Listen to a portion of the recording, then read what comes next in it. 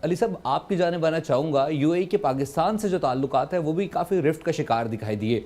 जिस तरीके से उनका वापस से पे बैक करना, जो लोन की सूरत में अमाउंट दिया हुआ था वो करना, फिर उसके बाद जो दीगर स्टांस और उनके बयानात सामने आए, और ऐसे में जब पाकिस्तान सालसी का किरदार अदा कर रहा था, जो इंडियन वज़ीर ख़ारजा हैं वो यूएई में विज़िट भी करते हैं और सिचुएशन का जो डिस्कशन भी करते हैं उससे मुतालिक। आप समझते हैं पाकिस्तान का आने वाले वक्त में यूएई के साथ ताल्लुक़ कैसा देख रहे हैं आप, और क्या इम्पैक्ट होगा या फिर किस तरीके की जानिब आप इसको जाता हुआ देख रहे हैं? देखें, हमें ये नहीं देखना चाहिए कि पाकिस्तान के ताल्लुकात कैसे होंगे। ये यूएई को देखना चाहिए। पाकिस्तान एक मेजर प्लेयर इस इलाके का डेवलप हुआ है, यूएई नहीं है। जी। यूएई की जो हैसियत है वो हमारे से बहुत कम है। अलबत्ता उनके पास दौलत है, दे हैव रिसोर्सेज, उनके पास ऑयल है।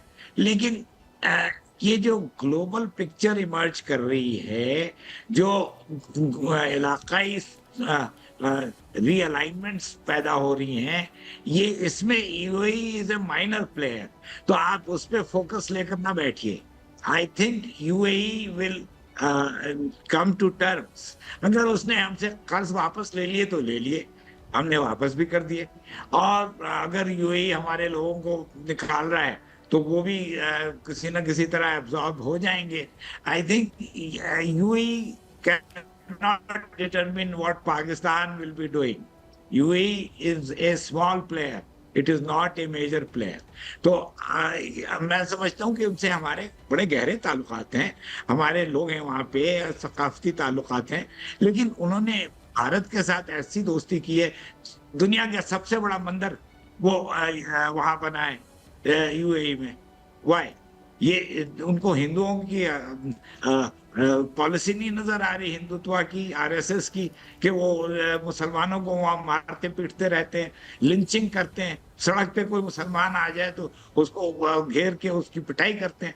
तो ये जो हकीकत है उसको सामने रखना चाहिए, और यूएई को ये समझना चाहिए कि वो जो ये कर रहा है तो वो उसको लॉन्ग टर्म में कोई फायदा नहीं होगा, नुकसान ही होगा। मैं जॉर्डन में पाकिस्तान का सफीर रहा हूँ। जॉर्डन के इजराइल से ताल्लुकात थे, और बड़े यानी सफारती ताल्लुकात थे।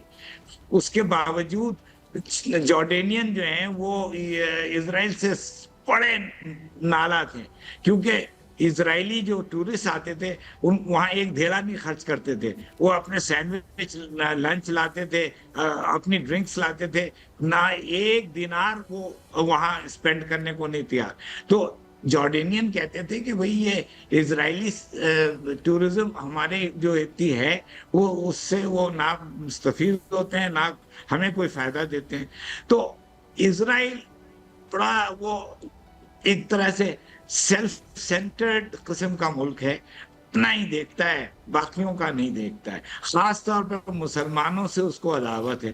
तो हमें भी ये चीज समझनी चाहिए, यूएई को खास तौर पे ये चीजें रियलाइज होनी चाहिए। और वो अगर उनसे रवाबित बढ़ा रहे हैं तो ज्यादा फायदा इसराइल को होगा, ना कि यूएई को। तो मैं समझता हूँ कि we have to have a balanced approach.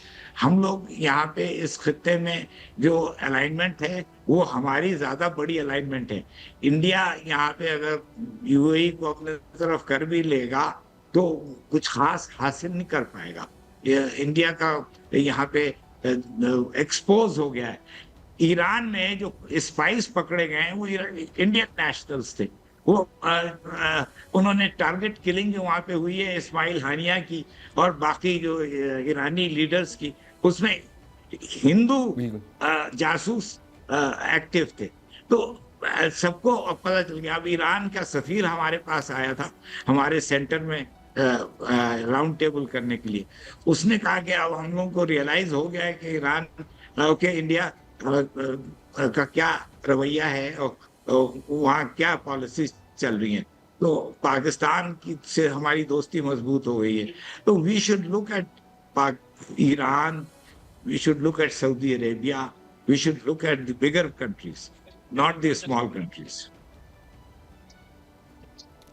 Exactly तो इस सिचुएशन के बाद हम देख रहे हैं कि अली साहब जो यूएई है वो खुद इस ब्लॉक में आइसोलेट होता हुआ दिखाई दे रहा है, और ऑब्वियसली पाकिस्तान का जो स्टैंड है वो दुनिया देख रही है, और ख़ास तौर पे अब वज़ीर ख़ारजा की चीनी वज़ीर ख़ारजा से भी गुफ्तगू हुई है, और हम देख रहे हैं कि जो डोनाल्ड ट्रंप हैं वो विज़िट कर रहे हैं, चाइना में भी विज़िट कर रहे हैं। तो ये सिचुएशन ऑलरेडी कनेक्टेड है, चूँकि ईरान वॉर ही ये सिचुएशन को डेवलप करके सामने लेके आएगी और एक्सपोज किया है, ख़ास तौर पे अगर बात की जाए यूएई को और उसके नेक्सस को भी, अमेरिका ख़ास तौर पे जो है वो इंडिया और इजराइल के साथ।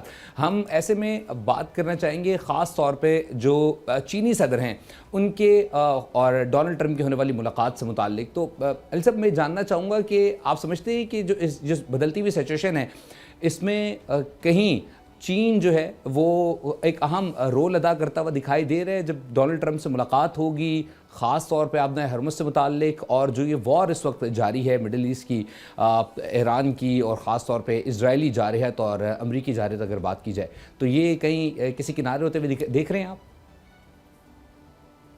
या मैं समझ, बड़ी बात है कि सदर ट्रंप का दौरा हो रहा है चीन का।